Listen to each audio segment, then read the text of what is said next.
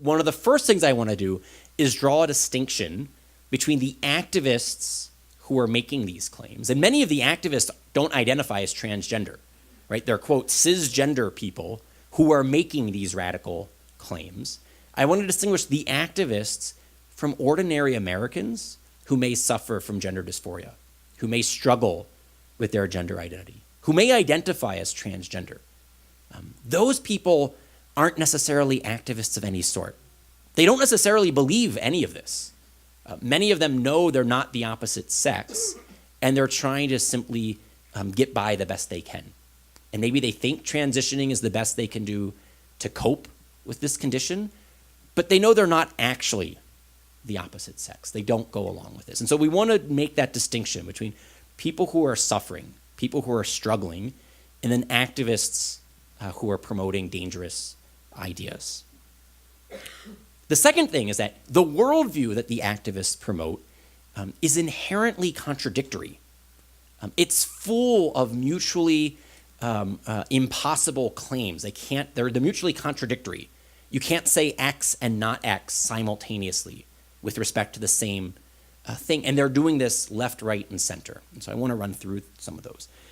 Because the transgender worldview, it combines a new form of the ancient philosophy of Gnosticism, in which the real self is something other than the material body, while at the same time, it's being promoted by materialists who believe that only material bodies exist.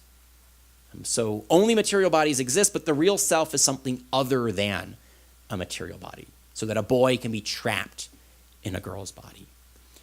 It insists that gender exists primarily between our ears, in our brains and minds, and not necessarily by what's in between our legs, while also promoting radical therapies to transform someone's body, to conform the body to what's between their ears. But if gender exists between our minds, why do we have to radically transform people's bodies? It relies on rigid sex stereotypes, in which girls play with dolls and boys play with trucks, yet it insists that gender is purely a social construct and that there are no meaningful differences between men and women, all the while insisting that gender identity is real and meaningful, but the facts of human embodiment are not.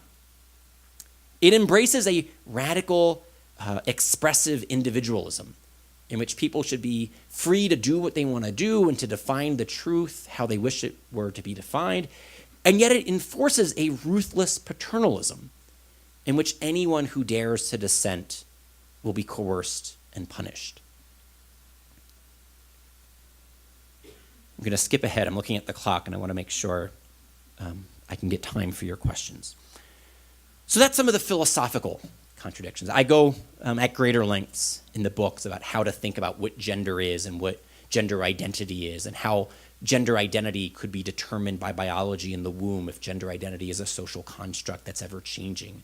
How could my identity with respect to an ever-changing social construct be determined immutably and unchangeably by biology in the womb? I go through, what does it feel like to be a woman apart from having a woman's body? How could I know what it feels like to feel like a woman? Right? So how would I know if I'm feeling like a woman at this very moment? And why would feeling like a woman, whatever that means, make me a woman? Right? So it goes through some of those types of questions, so some of the philosophical problems here. But I want to turn now to some of the scientific conclusions, how to evaluate some of the scientific claims. The first is that sex reassignment is impossible. You can't actually reassign someone's sex because sex isn't assigned in the first place. As I mentioned at the very beginning of the lecture, sex is a bodily, biological reality. Sex is determined by how an organism is organized with respect to sexual reproduction. This is true not just for human beings, but across the animal kingdom. We have no problem identifying male and female of various species based upon how that organism is organized with respect to sexual reproduction. That's why we have two sexes, male and female, because we have two gametes, sperm and ovum, because we have two sets of sex chromosomes, XX and XY, because we have two sexual reproductive systems, a male sexual reproductive system and a female sexual reproductive system, because we have two sex organs, two genitalia, a male and a female. And so how we identify and classify and determine whether someone is a man and a woman is precisely by looking to chromosomes and hormones and internal reproductive organs and external genitalia and secondary sex characteristics. If you ignore all of that, all that's left is sex stereotypes. The only objective fact-based way of identifying and classifying individuals of a species as male and female is looking at the bodily organization of the organism.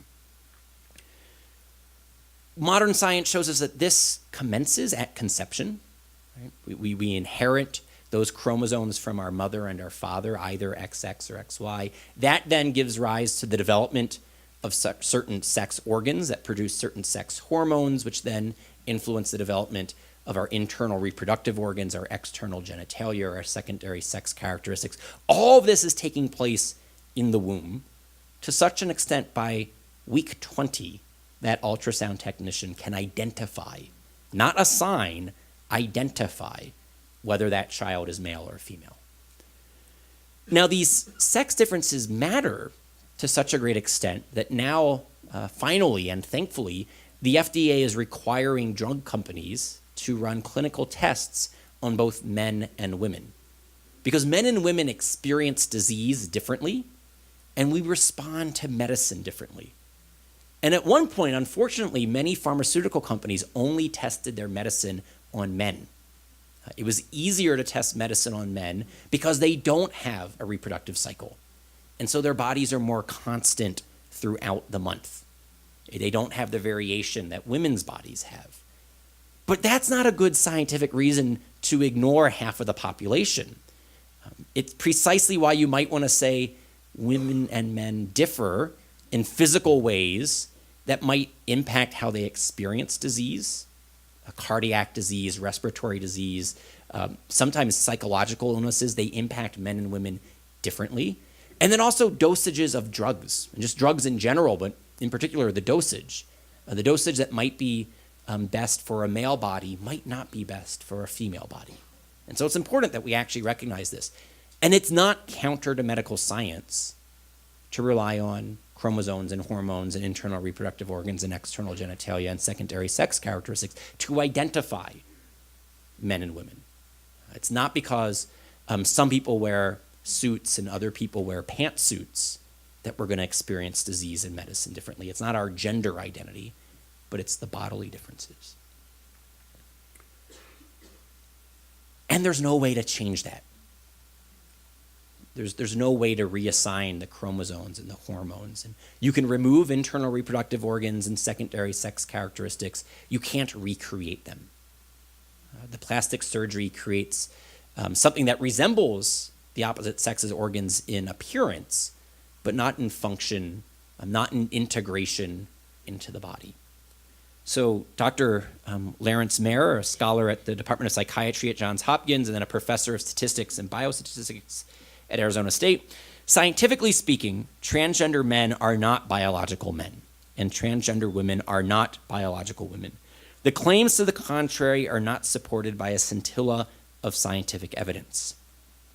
Or as Robert George, a professor of jurisprudence at Princeton, put it, changing sexes is a metaphysical impossibility because it's a biological impossibility. So that's the first thing for the evaluating here, is that they can't actually reassign something that wasn't assigned in the first place. The second point is that just as sex reassignment fails to reassign sex biologically, it also fails to bring the wholeness and the happiness that patients are seeking psychologically. The medical evidence that we have suggests that it does not adequately address the mental health problems suffered by those who identify as transgender. Even when the surgeries are successful as a technical and a cosmetic matter, even in cultures that are very, quote, trans-friendly, people who have had the reassignment procedures still face poor outcomes.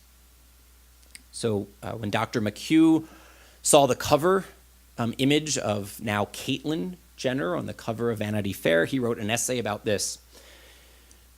And we have this quote: "Transgendered men do not become women, nor do transgendered women become men. All, including Bruce Jenner, become feminized men or masculinized women, counterfeits or impersonators of the sex with which they identify. And in that lies their problematic future. When the tumult and shouting dies, it proves not easy nor wise to live in a counterfeit sexual garb. The most thorough follow-up of sex reassigned people, extending over 30 years and conducted in Sweden, where the culture is strongly supportive of the transgendered, documents their lifelong mental unrest. 10 to 15 years after surgical reassignment, the suicide rate of those who had undergone sex reassignment surgery rose to 20 times that of comparable peers."